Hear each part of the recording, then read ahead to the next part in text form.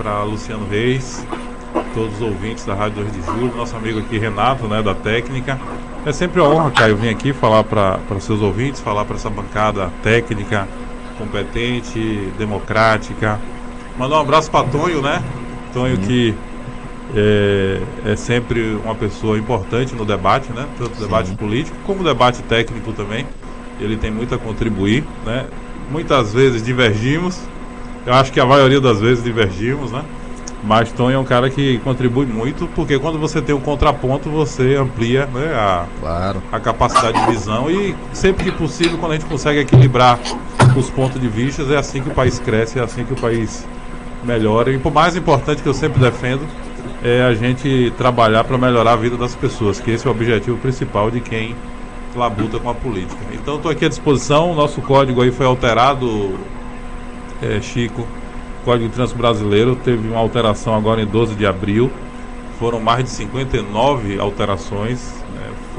Eu considero, como técnico da área, que acompanha o código desde da sua promulgação em 97, foi a melhor reforma que teve em todos os tempos, de todas as reformas, né? Foram 59 alterações e muita coisa boa para o cidadão, né? Tirando o foco daquela questão apenas do rigor, né, punitivo, mas também trazendo muita coisa boa, facilitando a vida do cidadão que está no dia a dia transitando.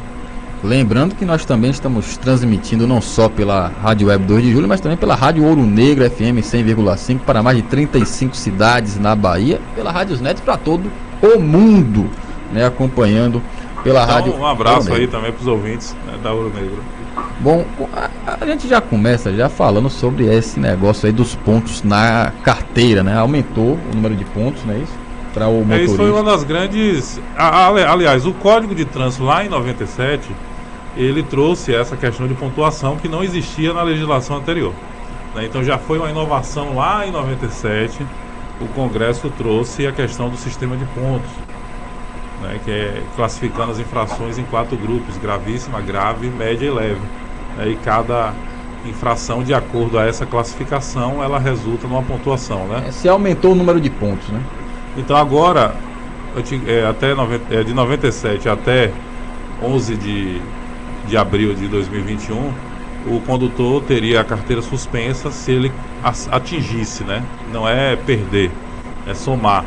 Se ele somasse 20 pontos do prontuário, né? E agora nós temos 3 situações, né? Nós temos 20 pontos, 30 pontos e 40 pontos, né? Então 20 pontos continua, mas se ele cometer dentro desses 20 pontos 2 infrações gravíssimas. 30 pontos se ele cometer uma infração gravíssima no conjunto. E 40 pontos se ele não cometer nenhuma infração gravíssima. Então, se ele cometer infrações médias, leves e graves, ele só terá a carteira suspensa se ele completar em 12 meses e 40 pontos. Mas eu tô olhando como pedestre, né? Como uma pessoa que não utiliza automóvel, né? Porque a gente às vezes é refém, né, do condutor de veículo. Do condutor do veículo, né? A gente às vezes é o alvo, né, das pessoas que utilizam o carro como arma contra, né, os pedestres. Isso daí não é uma permissividade com aqueles que não respeitam as leis de trânsito? Você dá mais margem para que ele possa errar? Depende do ângulo de visão, Caio, porque eu entendi que o objetivo aqui foi observar o princípio da proporcionalidade, que é um princípio implícito na Constituição, né? Então você não pode, para matar uma mosca, usar um canhão. Então você, para cada caso, você atua de forma ponderada, de forma proporcional. Então o que é que o legislador fez, né? A proposta de iniciativa do governo sofreu alterações no trâmite, né, legislativo, mas foi muito, eu lhe digo, como técnico e fui policial também, então eu também tenho uma visão fiscalizatória. Então o que é que ocorreu? No modelo antigo de 20 pontos, independente da infração, se o cidadão cometesse 7 infrações leves, 7 vezes 3, 21, em um ano, ele teria carteira suspensa. Isso.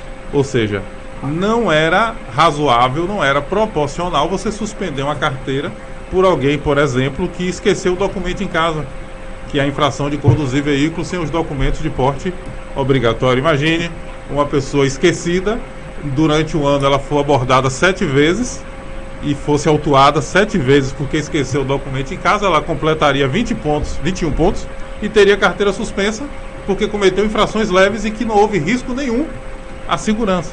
Então a gente tem que ter sempre em mente isso. Você coloca muito bem a sua pergunta, mas quando a gente fala do conjunto de infrações, o que é que o legislador buscou?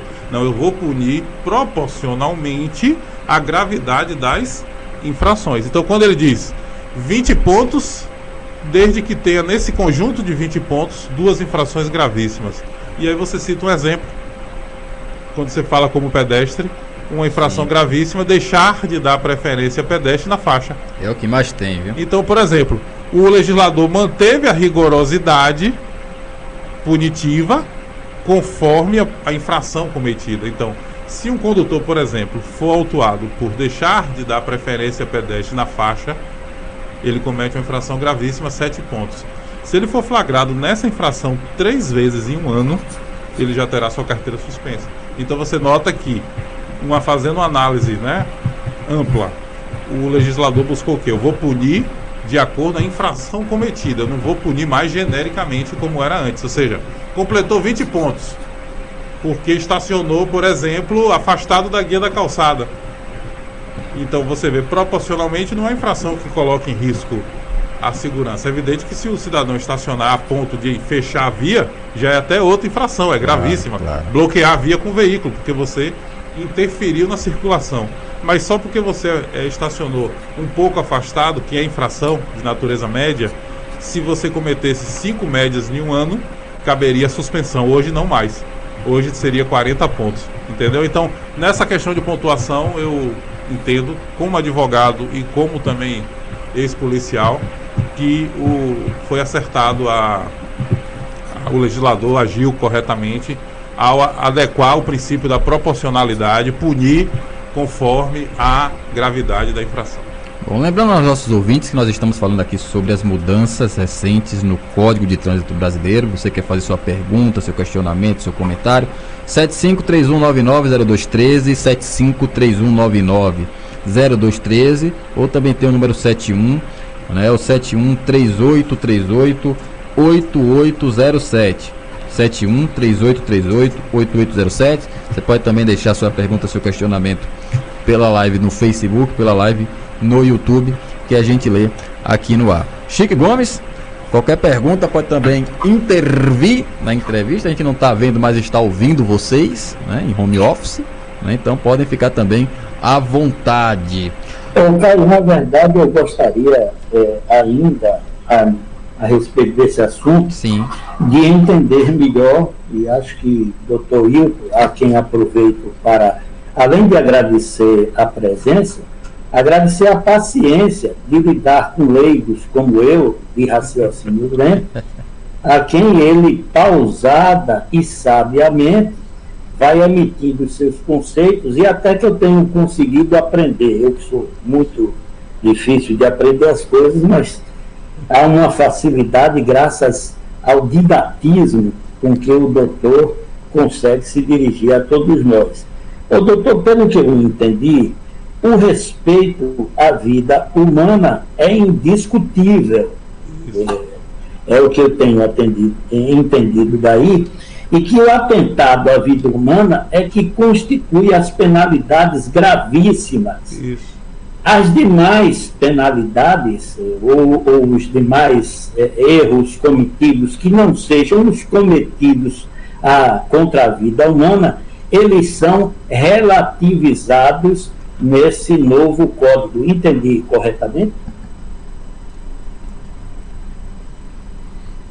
Isso, Gomes, prazer enorme falar com você, é sempre uma honra, você que é uma referência em gestão pública, né? Eu lhe acompanho desde da época da Câmara de Vereadores. Eu tive a oportunidade de assistir um pronunciamento seu, foi a primeira visita que eu fiz na Câmara, e você falando da questão, né, da água na época, e desde lá eu já admiro a sua postura profissional, né? Eu sou muito ligado à questão da eficiência, da responsabilidade na gestão pública. Então já lhe confessar aí a admiração que eu tenho por você nesse sentido, e dizer que você tocou no ponto crucial, né? Quando a gente fala de segurança viária, eu na frente da Procuradoria da SMTT, eu sempre, quando conversava com os agentes, de trânsito, conversava com os superintendentes que por lá passaram, eu sempre dizia que a nossa meta, nosso objetivo principal é proteger a vida humana. Quando a gente tem uma legislação, a gente tem que tirar o melhor dela, né? Na doutrina diz que na lei não existe letras mortas, né? Letras vazias. Você tem que sempre tirar proveito do ordenamento jurídico. E essa reforma que o Código teve, apesar de alguns críticos do bolsonarismo, né?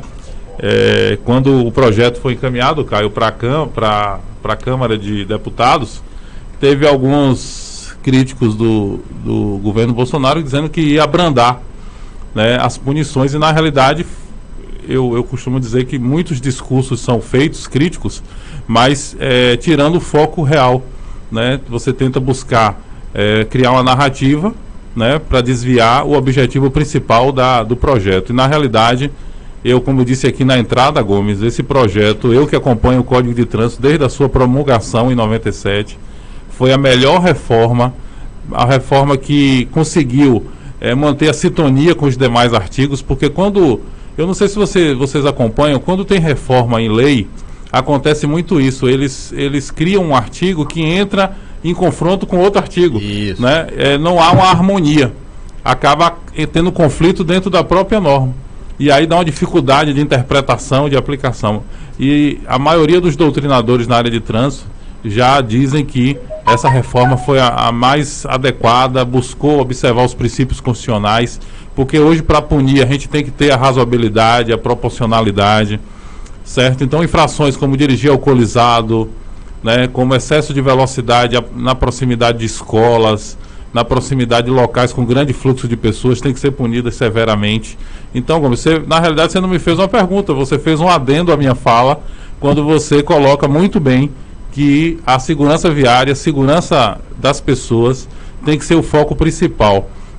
Uma coisa que o ministro Tarcísio fala muito bem, que ele é da área de engenharia, mas ele conseguiu, né, tendo na pasta dele a questão do trânsito, né, que a questão do trânsito está na pasta da infraestrutura, ele fala muito bem isso, né? A gente fica focando só em radar de controle de velocidade, quando não busca respostas de engenharia para salvar vidas, né? Como áreas de escape, acostamentos mais amplos, né? Faixas mais largas, sinalização em boas condições. Eu não posso só querer punir o condutor sem dar a ele condições viárias de segurança. Então eu acho que por ter um engenheiro na frente do Ministério da Infraestrutura basilando também as normas de trânsito, né? Que hoje ele é o presidente do Conselho Nacional de Trânsito, o ministro Tarcísio, eu acredito que a gente está tendo um foco também não só no caráter punitivo, mas eu, por exemplo, viajo para a feira praticamente todos os dias à tarde, né, que eu tenho advocacia lá. Eles liberaram quase 10 quilômetros de pista duplicada, de pista de concreto, faixas largas, acostamento largo, sinalização em boas condições de visibilidade. Então esse ponto da engenharia, que é também um tripé, né, dentro do tripé da segurança viária, que é fiscalização, engenharia e fiscalização e educação. Então a nossa gestão de trânsito hoje no Brasil também se preocupa com a qualidade viária, que muitas vezes é deixada de lado, visando apenas a fiscalização rígida, muitas vezes, infelizmente, com cunho meramente arrecadatório. Então eu me filio ao seu entendimento. Aliás, eu digo que você não me fez uma pergunta, você apenas fez um adendo à minha fala de forma bastante interessante e brilhante. Obrigado, Gomes. Foi, Chico. 7 horas mais 30 minutos. Eu vou para um rápido intervalo comercial, mas a entrevista continua. Na volta, né, eu quero inclusive perguntar sobre essa questão, né, do prazo para renovação da carteira. Sim, foi a grande novidade. Exatamente. A gente vai para um rápido intervalo comercial, rapidinho, mas a gente volta já com esses outros assuntos com relação à mudança no Código de Trânsito brasileiro. É rapidinho, já a gente volta. Você está ouvindo o programa Primeira Mão. Voltamos já já. Você está sintonizado na melhor. ouro negro é Taiucaroba age como depurativo, eliminando as toxinas do sangue. Taiucaroba auxilia no combate da sífilis, cravos, espinhas e furúnculos. Taiucaroba auxilia ainda nos casos de manchas na pele, câimbras, dormências e feridas difíceis de sarar. Taiucaroba previne os males do glaucoma, catarata e tireoide. Taiucaroba limpa e purifica o sangue, permitindo uma boa circulação. Taiucaroba líquido, comprimidos, sabonete e agora em pomada, que auxilia na cicatrização de feridas. Você encontra Taiucaroba nas boas farmácias.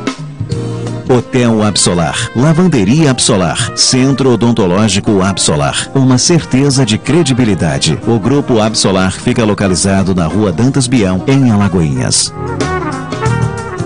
Restaurante Antônios, o melhor restaurante de Alagoinhas. Experimente a feijoada aos sábados no almoço. Restaurante e Pizzaria Antônios, o melhor de Alagoinhas. A Panificação Central não é apenas uma padaria. A Panificação Central é delicatessen. Restaurante e café da noite com a melhor sopa de Alagoinhas. A Panificação Central fica no centro da cidade. Estamos de volta com o programa Primeira Mão.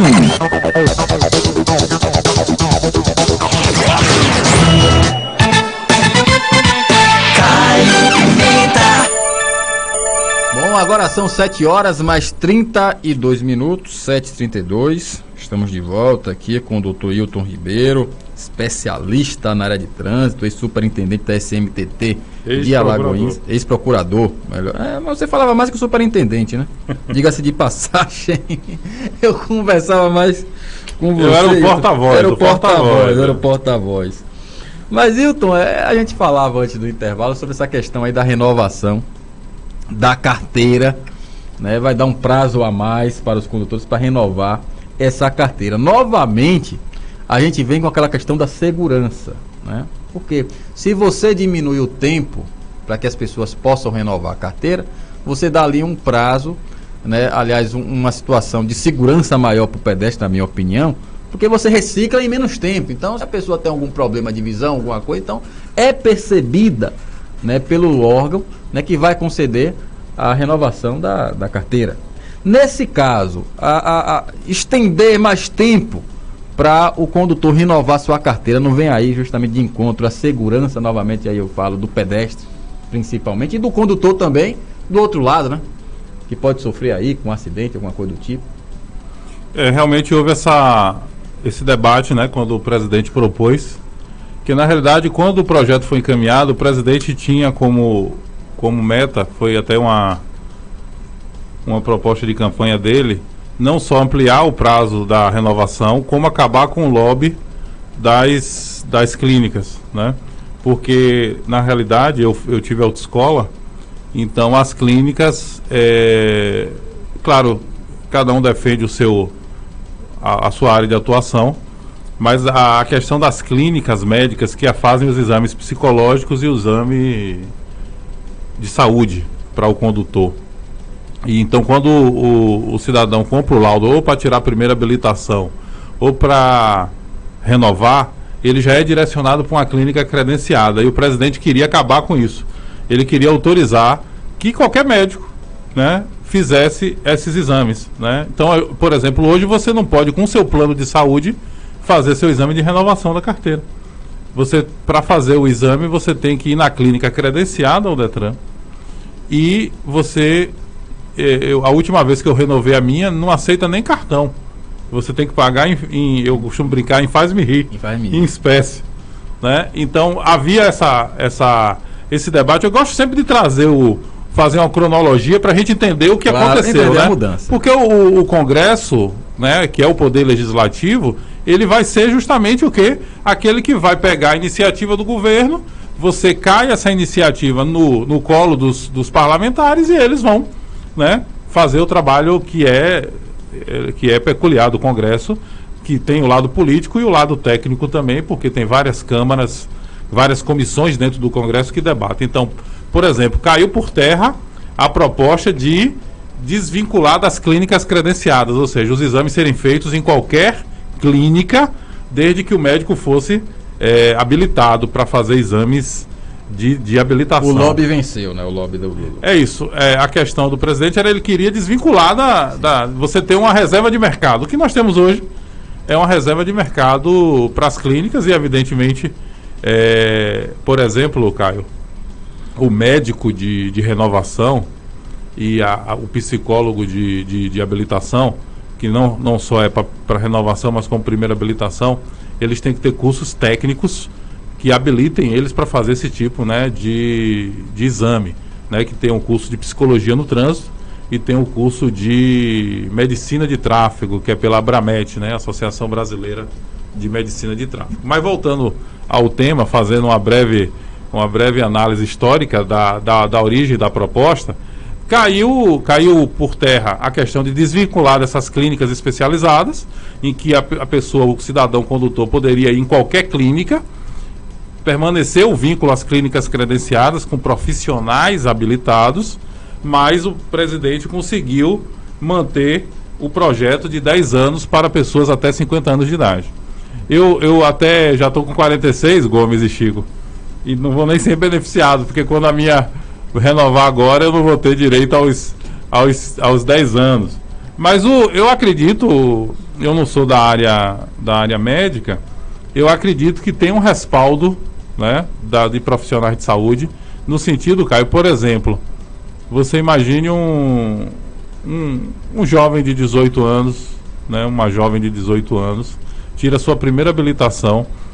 O que é que se questionava, por exemplo, a pessoa com a idade, né, de 18, 19, 20 e poucos anos, e tinha que renovar a carteira com 5 anos, fazer outro exame médico a cada 5 anos. Então o entendimento é que nessa faixa etária seria desnecessário a pessoa ser submetida a novos exames.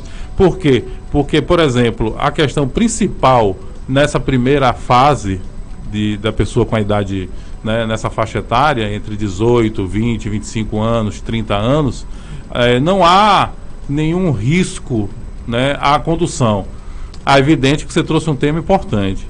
Quando o médico faz o primeiro exame na pessoa, se ele detectar que ela tem alguma doença progressiva, alguma coisa que possa comprometer a condição de saúde dela para dirigir, o próprio médico pode diminuir o tempo de renovação da carteira dela. Então isso tem as exceções. Tem as exceções. Então você nota que isso é observado. Então o médico avalia, essa pessoa aqui, pela idade, o estado de saúde dela atual, ela pode muito bem renovar com 10 anos.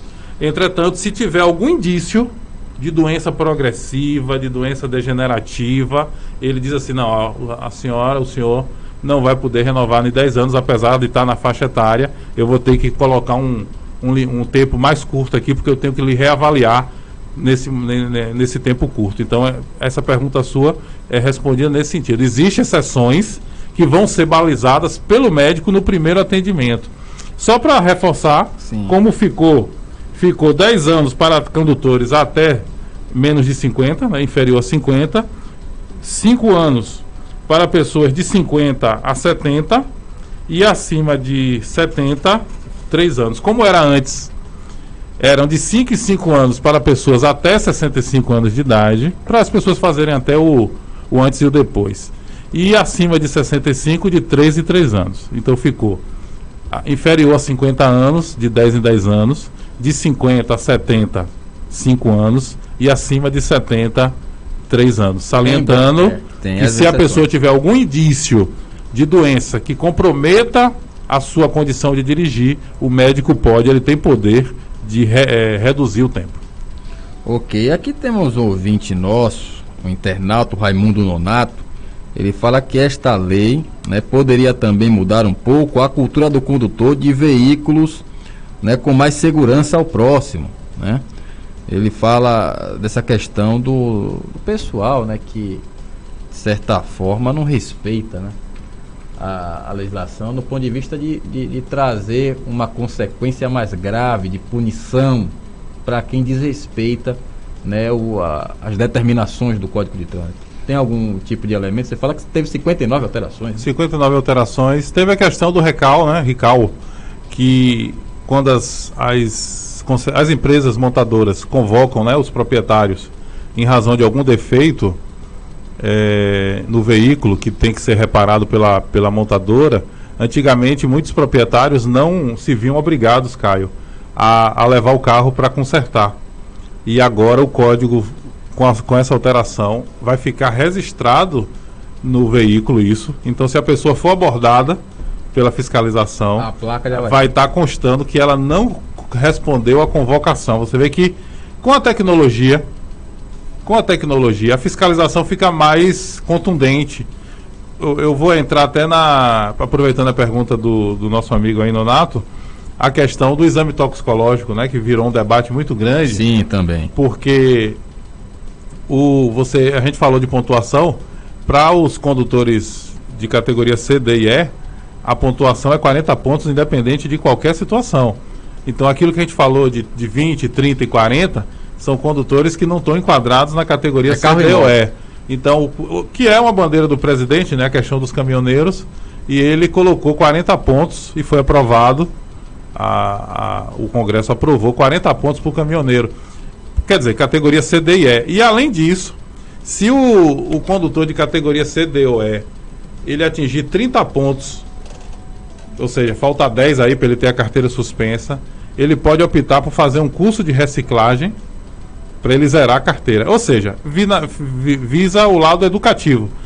Você completou 30 pontos, venha para cá, se apresente espontaneamente, faça um curso de reciclagem, repense a sua conduta, onde é que você está errando, e a gente zera e lhe dá mais uma oportunidade. Então você vê que houve a questão do que eu falei, razoabilidade, proporcionalidade, buscando sempre o lado educativo e punir quando for realmente necessário. E outra coisa, não adianta eu carregar a legislação de punição se eu não tiver efetividade. A gente fala aí na área criminal. A gente vê o Congresso criando novos tipos penais, novos tipos incriminadores, aumentando a pena de muitos tipos penais, e a gente não tem um resultado prático no seio social. Então a gente tem uma distância entre a norma e a sociedade.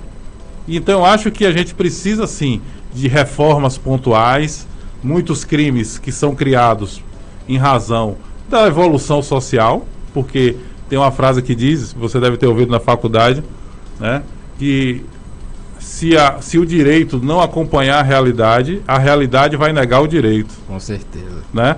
Então, o Congresso ele tem que ser, né, reformista mesmo, analisar o contexto das condutas sociais, aquilo que hoje é proibido, que não era proibido antes, aquilo que era proibido e passa a ser permitido, é o chamado princípio da adequação social, ou seja, aquela norma punitiva do passado não se adequa mais aos dias atuais. Um exemplo, a questão do crime de adultério, que é o mais comum. Então, pegando a fala, desuso, né? Ninguém aplicava. Todo mundo questão cometia o crime, quase todo mundo. Do lado punitivo,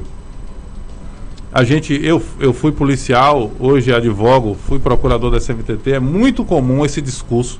Só que a gente precisa, primeiro, melhorar a qualidade da nossa fiscalização. Não pode focar só na fiscalização eletrônica, até porque a fiscalização eletrônica, ela visa só o lado punitivo. É diferente de uma abordagem do cidadão ser parado numa blitz, ser bem tratado, ser orientado, ser mostrado a ele que ele cometeu uma infração, que ele precisa rever os seus conceitos. Então a gente precisa ter também o contato humano, é evidente, precisa de um agente de trânsito, né, que tenha também a visão educativa do trânsito, de que as pessoas muitas vezes erram não por dolo, não porque saiu de casa com a intenção de ameaçar alguém no carro, mas às vezes está com problemas, está vivendo uma dificuldade e acaba cometendo um erro na condução ali, que se não houve um dano maior, ele tem que analisar, verificar se cabe ou não ali a lavratura de um auto de infração.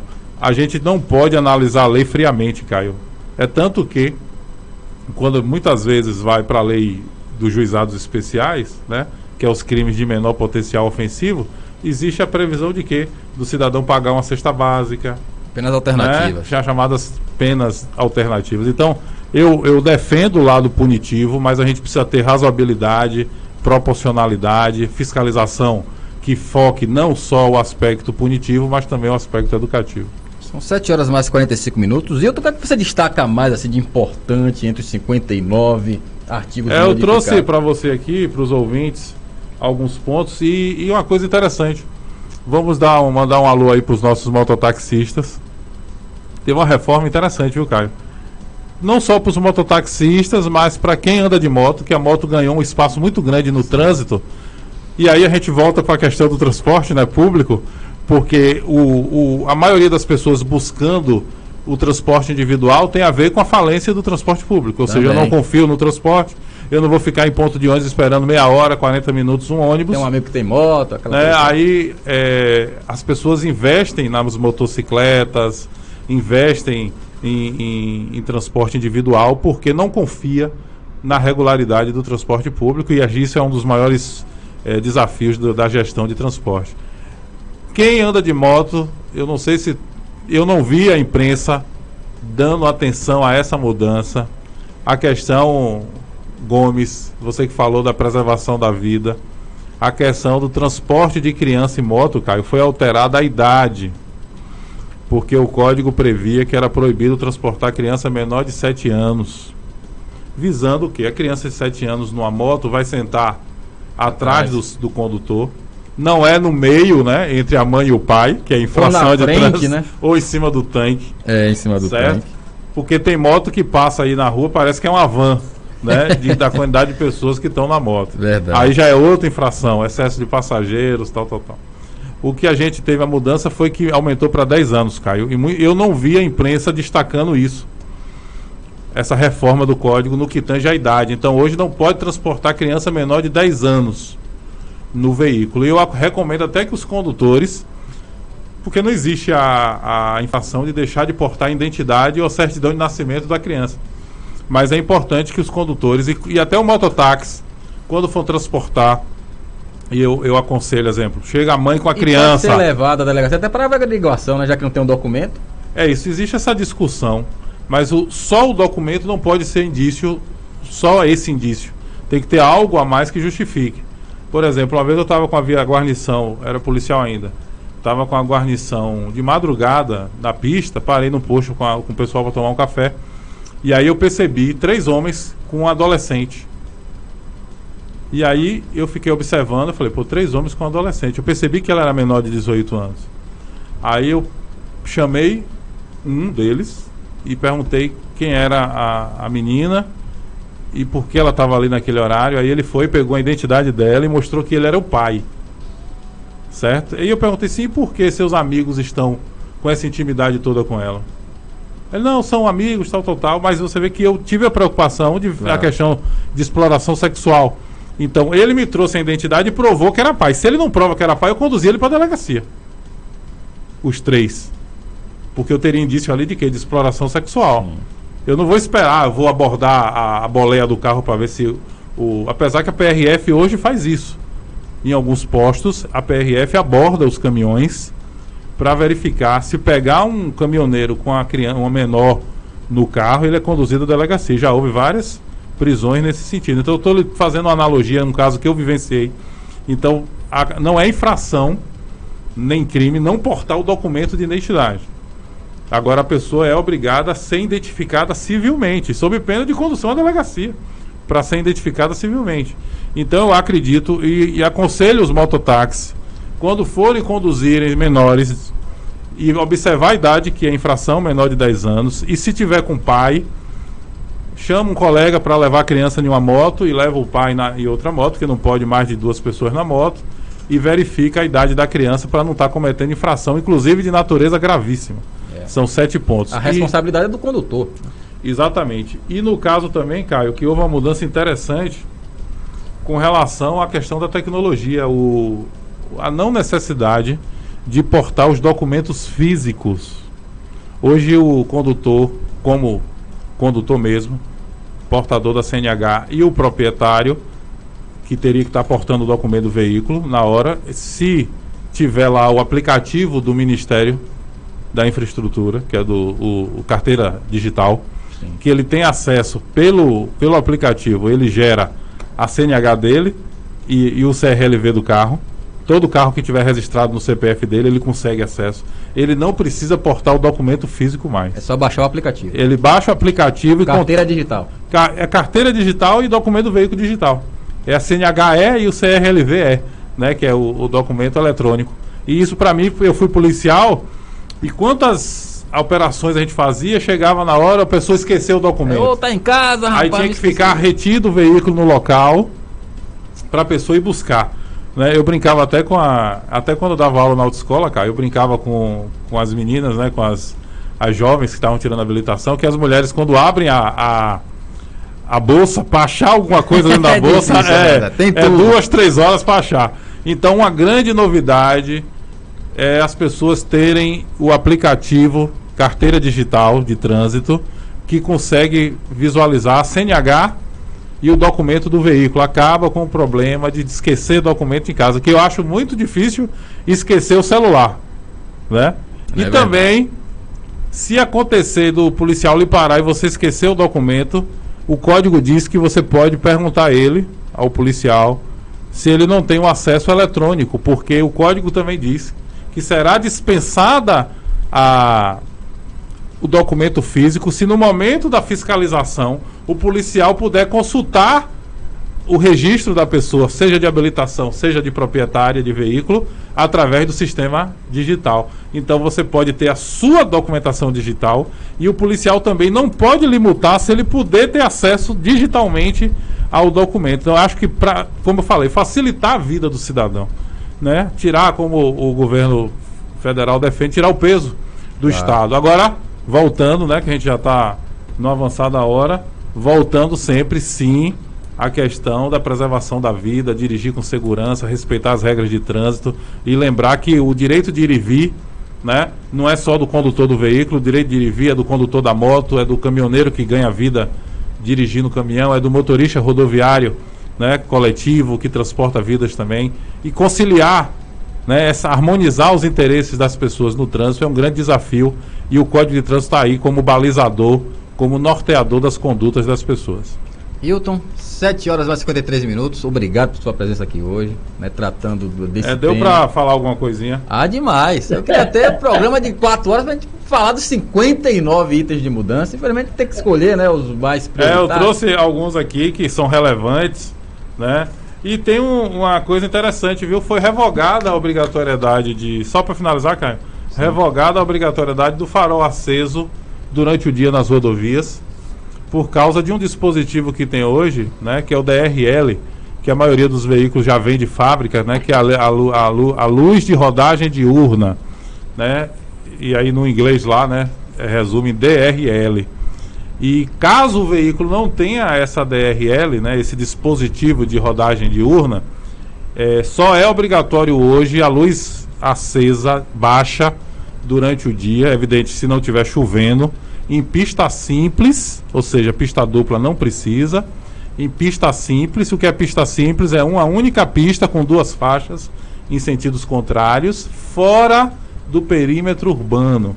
Então, dando um exemplo, Catu, que a BR-110 corta Catu ali, naquela região ali do Pioneiro, tal. Ali seria, por exemplo, um caso que eu estou na cidade, apenas peguei a BR para acessar outro ponto da cidade, eu não necessariamente preciso estar com a luz baixa acesa, porque eu estou dentro de um trecho rodoviário, mas no perímetro urbano. Então, a grande novidade que foi Temer, foi na época de Temer que obrigou o farol aceso nas rodovias.